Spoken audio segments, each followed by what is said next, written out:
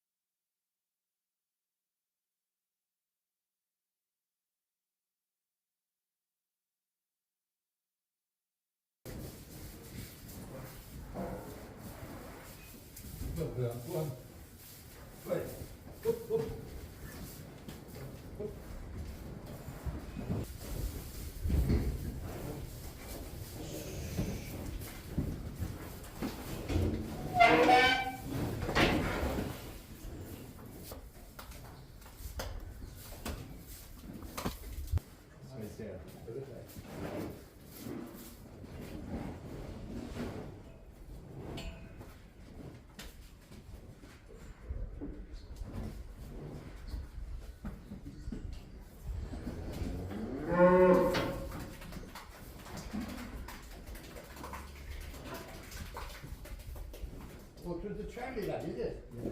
What happens to it that before?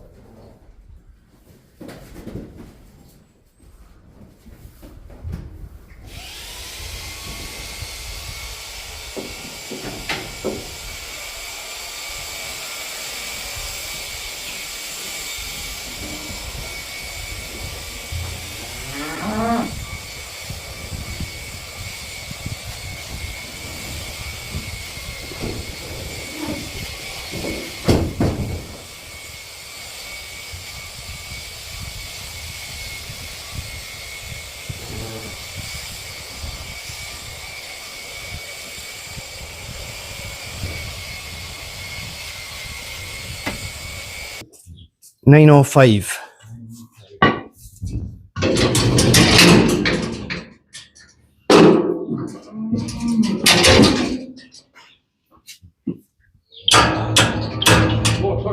$4.30. You got that, yeah?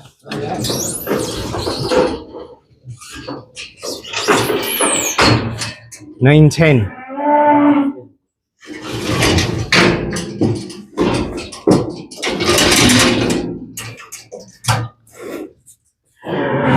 $4.09 is an Angus.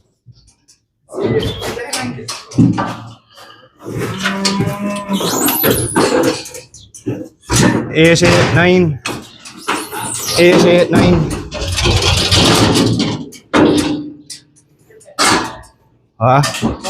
8.89.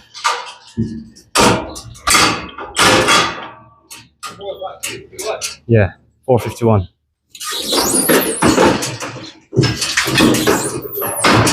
$9.33.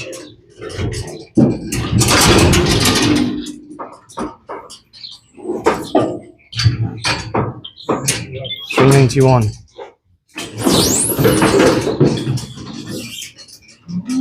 $8.96. $8.96.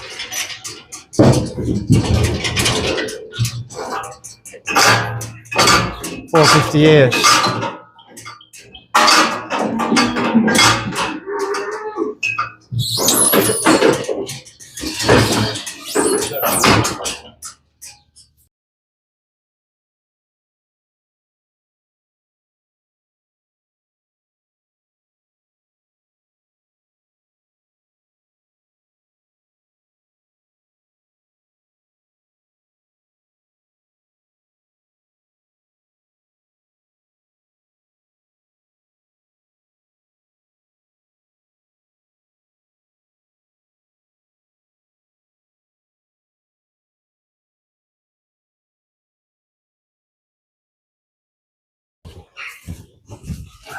931.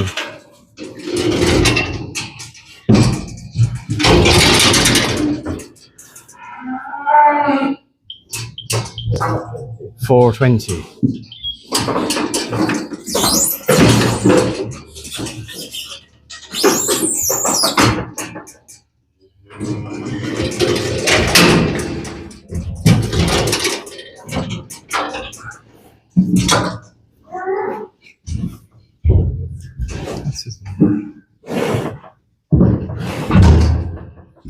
$9.15.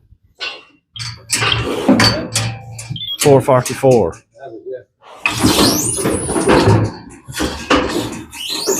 $9.25. $9.25.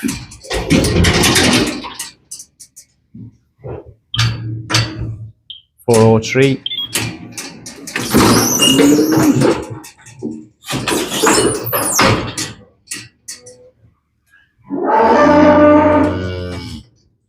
$8.98.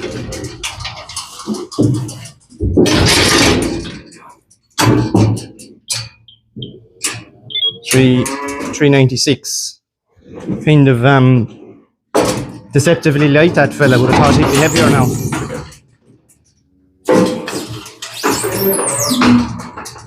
And then 9.20. Yeah.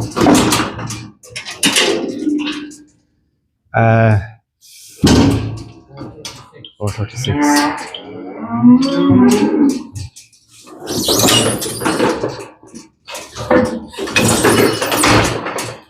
Good bullock, that lad. 436. Now, and just after weighing all the continental weanlings there, the average weight there is 425 kilos. Heaviest weight being 525, and the lightest being 353. So that's the average of 26 animals we put through the crush. So I clipped all their tails.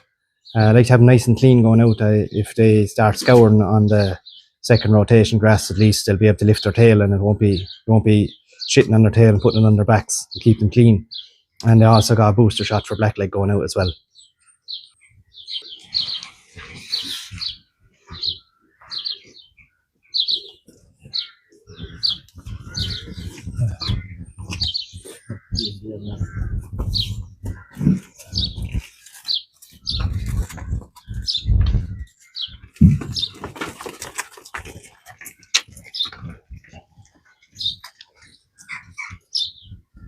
So sure, I let them off the grass now.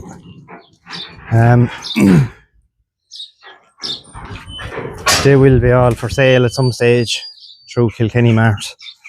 But I know cattle are making ferocious money at the moment, but I feel they need a month of grass just to straighten themselves out and clean themselves up and to reach their proper sale price.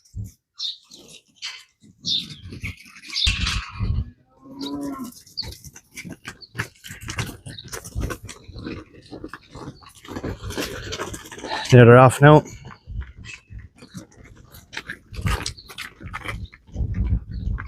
So they're gone out now. Actually, I can't go over how quiet they are gone out. They didn't buck or jump, or they must have been fairly hungry going out.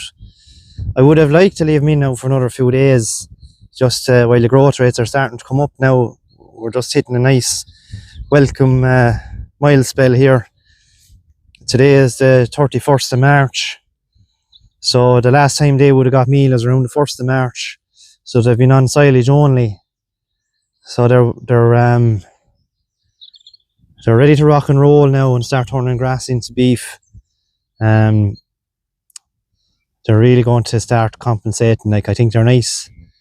They're nice, just nice now. They're not any flesh on them. They're growth in them. So this is a second rotation paddock I have them on at the moment. There's not much grass on it, but I just want to acclimatise them in on a lower cover there, and then I have one paddock of first rotation left there, and there's fairly heavy covers on that. So I'll bring them over to that now in a few days and start block grazing them, and then we'll be back on full second rotation for them. So that's those lads out. Another job done. Hopefully no growth rates will pick this week, and that we will have enough grass now to keep them going, and we still have a few cattle in the shed as well. That's them anyway. We'll be in a huddle now for a few days after being so close aside in the shed before they start spreading themselves out. So yeah, keep an eye out for them anyway. I will probably put up in another video when I will be offering the first of them for sale there. So they're good genuine growthy cattle, and I had a couple of unusual cases here on the farm. One of them is here in front of me, and I'll show you the other one in a few minutes. This limousine calf here, he's out of a heifer. Probably good 3 weeks old at this stage. But last week, I had him up in the yard there probably a week and a half ago with a slight little bit of a scour. And I also had the maiden heifers in, and I held them in overnight. And I had never secured the gate in the yard, and this fella and his mother off down the fields when I was letting off the maiden heifers, and they got mixed up together. So this fella and his mother and another cow and calf were in with the maiden heifers there for a couple of days, getting on fine. Had a jacket on him, his little scour cleared up. And I went down about a week ago to do the herding, and this fella was flat in the field. So I went into him and I said, "Oh well, feck you anyway, you're dead." I was so annoyed, and I put my hand up under the coat, but he was still warm, and I said, "Jesus, anyway, you're not dead long. Wonder what happened, yeah." And I kind of was feeling down around his heart area, and his heart was still going. And the next minute, then his eye gave a little flick, and I said, "Geez, you're still alive." So I went back to the Jeep. I said, "I'd get the Jeep, I'd throw him in the back of the Jeep, and we'll see what happens. We'll get the vet out here, see if we can save you." By the time I went over and got the Jeep, came back, the calf had actually kind of lifted up its head, and this was kind of coming. She was starting to come around. So I brought her up to the yard and got the vet, and the vet came out, and that's the calf's mother now bawling there. But the vet came out anyway. We put drips into her, and she treated her. We treated her for a scour because we thought that's what she had. She had a little bit of a loose bum, and but I also noticed as well as one of her middle teeth was hanging out of her mouth. Think of one of those cartoon characters, an ogre or something with bad teeth. That's what she looked like, and she was all blood there as well. And I showed it to the vet, and she couldn't wonder why. And then we were wondering, did she get a kick? And one of her outside teeth looked as if it was turned around as well. So we also gave her an injection there, an anti-inflammatory and a painkiller. So the calf was down for a full 24 hours. And the following day, she had a big plaster of scour-like stuff out behind her there, and kind of thought maybe it was crypto. So I gave her bread soda there because I felt she was acidotic and very lethargic, and I needed to sit her up and she'd lie off again. A couple of hours later, and I tubed her with milk. And I left her there. And again, a few hours on from that, I could hear the cow bawling like she is now. Because I'd only got the cow up the next morning. And I came into the shed and I said, "What's going on?" And wasn't a miracle after happening? Wasn't the calf after dragging herself across the pen? So I brought over the cow, and I actually got the calf standing. Now you could see the calf wanted to drink but wasn't able to drink. And again at 6 o'clock I let the cow into the calf, and he didn't drink. I'd say he was full after being tubed. I went home and I came out again at 11 o'clock that night, and I got the calf standing up, and I let in the cow, and it was amazing. Like, the calf went in on her and he sucked her dry. I couldn't believe it. I went home very happy that night, and the same thing the following morning, he sucked her again. So Slowly she recovered there, and I let her back in with the cow. And again now at the weekend, just gone, I noticed that he had another tooth hanging out of his mouth. So if you can see him there, you can see there, she's missing all those teeth on the side of her mouth. So there was another one, as I said, hanging out. There was another tooth hanging out there, and I actually pulled out the tooth. It was only hanging on by a thread, and I actually gave the calf then another anti-inflammatory and painkiller. And whatever it was, since that tooth came out, and since I gave her that anti-inflammatory painkiller, he hasn't looked back since. She's actually a she. I keep calling her he and I calling her she, but she's actually a she.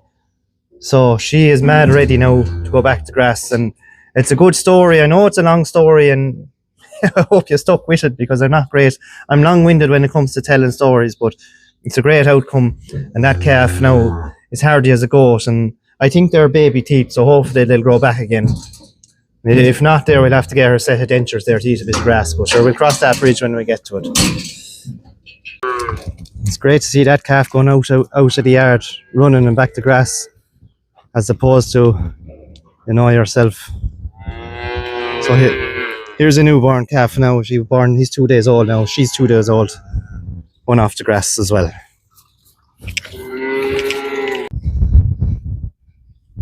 There, she's back out now where she belongs. Hard to think a week ago there, I was writing her off there. Thought I'd be ringing the knacker man to take her away. So anyway, that's a nice result. So these are the youngest cows, youngest calves. So I'm just coming out here on just a paddock just down from the yard, and these lads are getting a bale of silage as well now, just to keep them right. I don't want to transition them nicely now when they come out. So there's some nice calves on that there. The most of them are by the stock bull. That little Belgian blue, she's a small little cow, but good God, she's some little bully.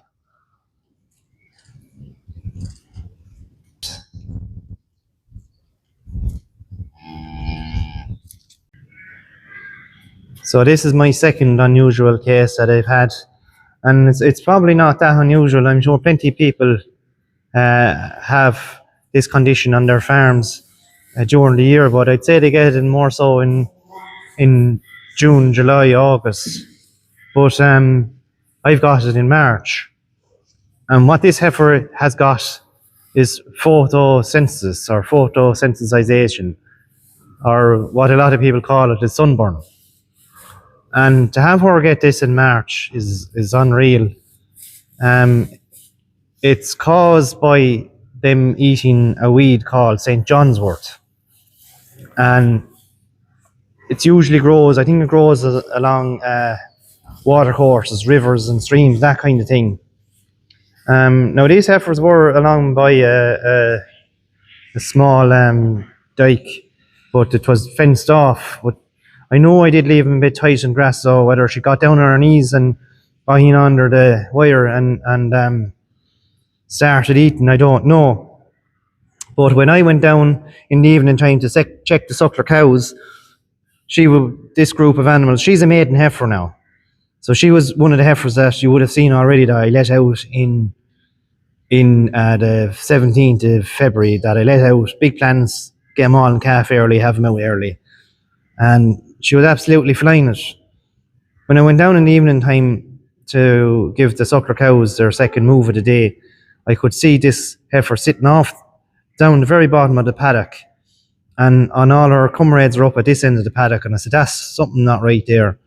And I drove down, and her face and her head was swelled up the same as way she was after giving 10 rounds inside with a boxer and got the face bet off herself.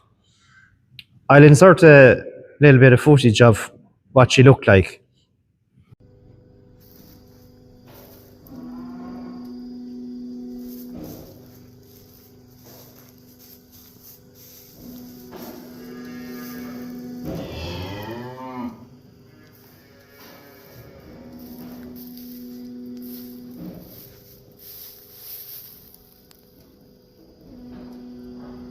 I brought up the heifer straight away, and I brought her into the brush there, and like she could hardly see where she was going. Her eyes were so swelled, and put her up the crush there, and I injected her there with anti-inflammatories and steroids and antibiotics, and she seemed to respond very quick. So I got the vet out the next morning, and she just topped up the dose and put in some intravenous stuff as well, and I continued her on her course then as well.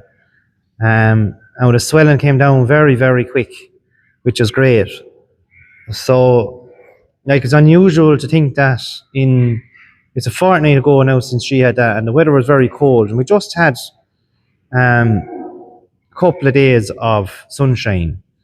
So what happens is when you eat Johnsworth, it causes toxins or something that build up in the liver. So it causes a bit of liver damage, and it causes the swelling and inflammation of the face. So they're not able to regulate things, and they get this. Then they get sensitive then to the sun. So, and it only happens in animals that would be kind of light colour. So the likes of her now, because she has white skin and white hair, it happens to her. So you can see there now that she's starting to lick herself. So, and if you look at her nose is starting to peel as well, which is a symptom of post sunburn. And you can see there as well. So she'd possibly start peeling now any place, like a bad sunburn, like you get a bad sunburn on your skin, your skin would peel, and she'll do the same. She'll start peeling. So she's in here a week and a half or 2 weeks. And sure, now we have the most sun we've ever had in March, so I can't let her back out. I'm actually giving her now some pain relief for that, because I could imagine now with that starting to peel, it's going to cause pain and discomfort, and it's very, very, very disappointing, because I was really looking forward to that heifer going in calf. Now I don't know, will she go in calf? She's lost a lot of condition. Like, she should be 20-30 kilos heavier than what she is now at the moment, and I don't know, will she be up to going in calf this year? And like, tis a pity, you know, but that's just farming for you. There's always something, and as I said to the vet, there's always, I have something new every year. So what's it going to be this year? So now we've had photosensitization and a calf getting knocked out and losing his teeth. So beat those if you can. So what's in the calf and shed at the moment? Well, we've one little calf here. With a second calved last night, and I will call that calf a scratcher calf. And the reason I'll call him a scratcher calf is because I was in the bed when he was born, and I only saw him on the camera this morning when I woke up. So I'm delighted to see that now. I knew she was gone down, and I had checked her there earlier in the night, but I was tired last night now, and I just didn't wake up there until 6:30 this morning, and the calf was walking around the pen. So all's well, as I say, that ends well. But a lovely limousine bull calf out of a second calfer, and we're down now to single figures of cows left to calf, and thank God for that, because you'd be kind of getting fed up with it. So that's it for today's video. There's probably not a whole lot in it, but I hope you enjoyed watching it all the same. So I leave it at that, and I'd like to thank you for watching, and we'll see you in the next one.